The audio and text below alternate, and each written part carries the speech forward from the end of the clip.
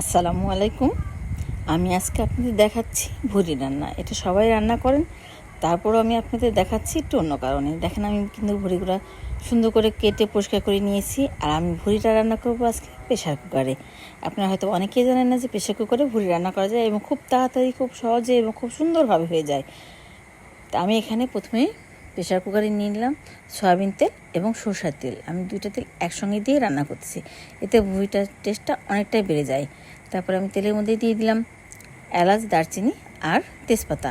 ওটা একটু ভাজা ভাজা হলে আমি এর মধ্যে দিয়ে দিচ্ছি পেঁয়াজ কাটা এবং মরিচ কাটা পরিমাণ মতো। আপনারা যে পরিমাণ নেবেন সেই পরিমাণ হিসাবে, যে যেরকম ঝাল খান সেরকম হিসাবে নিতে হবে।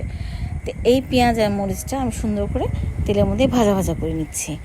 এই ভাজা ভাজা কিছু হয়ে গেলে তখন আমি এর মধ্যে দিলাম রসুন বাটা 1 চা চামচ একটু বেশি এবং আদা বাটাও তাই, মানে উঁচু ভাট করে বড় চামচের 1 চামচ একটু বেশি করে দিয়েছি।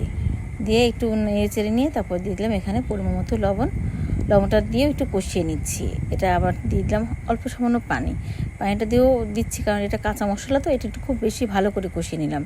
তারপর দিলাম হলুদের গুঁড়া, মরিচের গুঁড়া এবং জিরার গুঁড়া 1 চা চামচের বেশি করে। তারপরে এখন দিয়ে দিলাম ধনিয়ার গুঁড়া। তো এটাকেও পানি দিয়ে আমি কষিয়ে নিচ্ছি। এই মশলাটা যতটা সুন্দর কষানো হবে, আপনার ভুড়ি রান্নাটাও কিন্তু ততটাই টেস্টি হবে এবং স্বাদ হবে। তাই আমি আপনাদের দেখাই দিচ্ছি কতটা সুন্দর করে কষিয়ে নিয়েছি। তারপর আমি এখানে দিয়ে দিলাম সে আমার পরিষ্কার করে কেটে রাখা ভুড়িগুলা দিয়ে আমি এখন সুন্দর করে নেড়ে চেড়ে নিচ্ছি। নেড়ে চেড়ে এটাকে কিন্তু কষাতে হবে। এই যে যখন কষাচ্ছেন তখন এর মধ্যে থেকে দেখবেন পানি বের হচ্ছে। এই পানিটা সহকারে সুন্দর করে কষাতে হবে।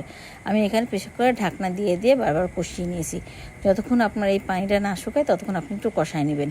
আবার এই পানিটা শুকানোর পরেও কিন্তু আপনি অল্প সামান্য পানি দিয়েও আবার একটু কষাতে পারেন, কারণ এই ভুড়িটা এই কষানোর উপর দিয়ে আপনার, কারণ পরে যেটা আমরা কড়াইতে বা এমনিতে রান্না করতে গেলে পরে যেটা আমরা অনেকক্ষণ ধরে সিদ্ধ করে পানি দিয়ে সেটা লাগবে না। তো এই কষানোটাই, এই জন্যে আপনারা বেশি ভালো করে কষাবেন, তাহলে হয়ে যাবে। আর আমি এই যে এখন দেখতে পাচ্ছেন না পানি দিচ্ছি, আমি কিন্তু খুব বেশি পরিমাণ পানি দিইনি। এই পানিটা দিয়ে আমি কষিয়ে নিয়ে একটু নেড়ে চেড়ে নিয়ে আমি এখন ঢাকনাটা আটকাই দিলাম। আপনারা দেখলেন তো খুব কিন্তু বেশি পানি দেওয়া লাগলো না। আর এভাবে আমি 5টা সিটি তুলে নিচ্ছি। আপনি একটু বেশি নরম খেতে চাইলেন 5টা থেকে 6টা সিটি নিতে পারেন। আর প্রতিটা সিটির পরে ওইভাবে একটু করে নড়াই দিবেন, তাহলে মশলাটা নিচে লেগে যাবে না। তারপরে এই যে আমি আপনাদের খুলে দেখাই দিচ্ছি, দেখেন এখনও আমার কতখানি রসটা রয়ে গেছে ভুড়ির মধ্যে। এখন আমি এর মধ্যে দিয়ে দিচ্ছি জিরা টিলে রাখা সে জিরা ভাজা গুঁড়া এবং গরম মশলা গুঁড়া। এটা দিয়ে একটু নাড়বো চাড়বো, এই জন্য আমি একটু রস অবস্থায় ঢাকনাটা খুলে ফেলছি।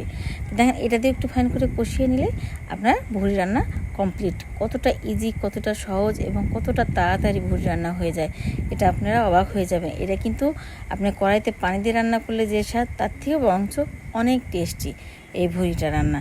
তো দেখেন আমার ভুড়িটা কতটা সুন্দর হয়েছে রান্না, এবং এটা খেতেও কিন্তু অত্যন্ত টেস্টি হয়েছে। আপনারা অনেকে বলেন যে খড়ির চুলায় রান্না করলে স্বাদ লাগে বা কিন্তু এটা তা না। এটা কিন্তু আসলে প্রেসারে রান্না করলেও যে কতটা স্বাদ হয়, আপনারা একবার হলেও এভাবে ট্রাই করে দেখবেন। সবাই ভালো থাকবেন। আসসালামু আলাইকুম।